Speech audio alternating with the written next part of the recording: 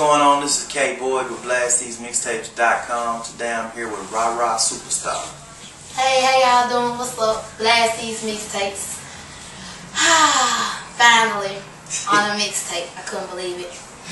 So, tell everybody where did the name come from? The name came from, well, my name is RaRa Strong. A lot of people know that name from school and stuff like that. And when I went to TSU, I graduated, so a lot of people don't graduate, but I graduated from college in 05. Stay in school, you can do it. Because I know if I did, then you can do it.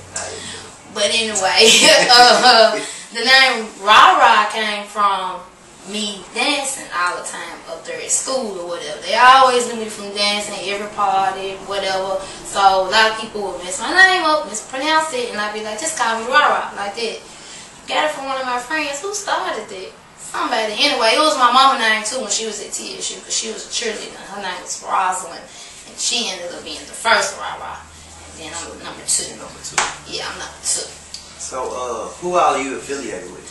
Who is RaRa affiliated with? Well, I'm not affiliated with anybody. I'm by myself. With the Trap House, that's where I record and deal with a lot of producers, Quantum Sounds, Sweat the Track, LC and Chicken. Quantum Sounds consists of Sounds, Marty and Jibo. Big Phil on the track, that's Philip. And Daryl, that's Super Music, that's what it is. And Webb the Machine.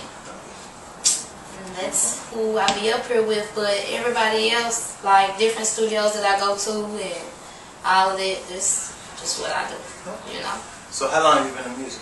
Woo! How long? Well, you mean like rapping wise or just? Yeah, do that one first. Okay, well rapping, I always rap. My first song that I learned was Tupac, I Get Around. I wrote it down. That's how I learned how to put my words together and stuff like that. But I always was singing all the time. My first song was Little Miss Sunshine from my tape that my dad threw out the car because he got tired of hearing it.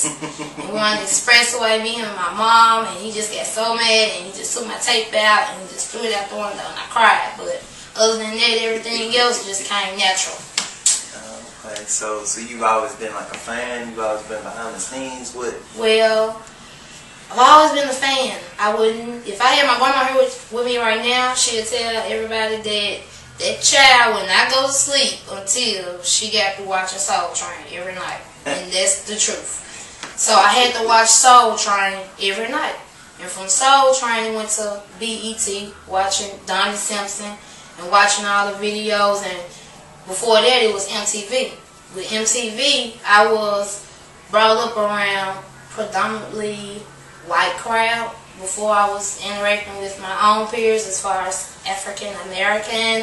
I was the only white, I mean not white, but black person at the daycare, and so it was like they was just always like want to sit by me and touch my hair and stuff like that, but they always knew I could sing and do all types of stuff, paint, draw, all that. And so I guess it was just kind of natural for me. Okay. So, I know you said coming up and stuff, you was always into it, but what about like any family musical background? Woo!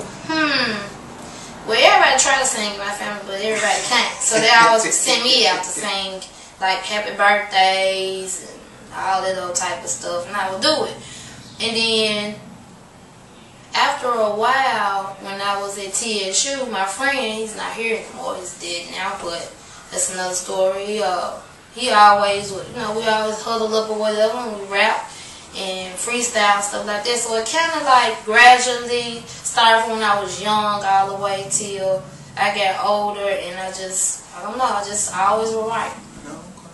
So when you do your writing, who inspires you? Who inspires you to do your music? When I write, who inspires RaRa Superstar? Oh my God. Well, who inspires me?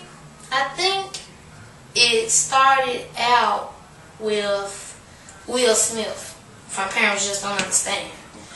When I first saw the video, it was the colorful video. I just liked everything about it. Plus, I'm an Asian baby, so you know how that go. and with Crush Groove, the Fat Boys, New Edition. I can just name just everybody that's in the industry really, because that was just like all my inspiration. I listen to music when I paint. I listen to it when I write, just to get an idea or formulate a song. But sometimes the songs, they just come, I just write it down.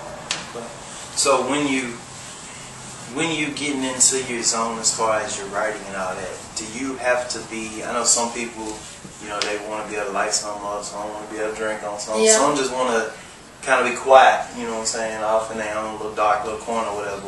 What is your zone that you need to be in to write? I don't even tell you my zone, because it's like here, it's just in my mind, and you know, some people have to just hurry up and write it down. I can still remember what I said, you know, or whatever. So if I still remember it the correct way, I go ahead and write it down, and I just do it. And sometimes a little might help me out also.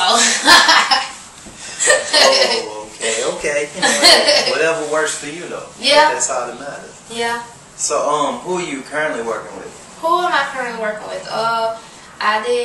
The first person that I ever worked with as far as my music and recording and being in the studio all day and night was my friend Player Pooh. Me and him, he's younger than me, and me and him, I kind of pushed him a little bit because I was still in school. But when I graduated, I pushed him forward because I wanted to get my hands on as far as dealing with the people here in Memphis as far as open mics and going to open up and do shows and stuff like that. So we would always go to open mics and we would win all the time. And we just started doing shows at the Plush and opening up for different artists or whatever, and it just kind of like just went on from there. And it was like he went his way, I went my way, and which was he went to Atlanta and I was still here or whatever. And I just was like, forget it. I was like, I guess I'm finna start, you know, on my own, which I should have done it anyway, but I kind of was skeptical because of so many careers that I watched go up, then down, up, then down, and I was like, I don't know, you know, it's kind of hard to be, you know, in that box that you gotta be this and you gotta be that just to even be on the TV, when really you can just be yourself and still get on television. It doesn't matter, you know, if that's your calling or you're destined to do it, then it's gonna happen regardless. This is another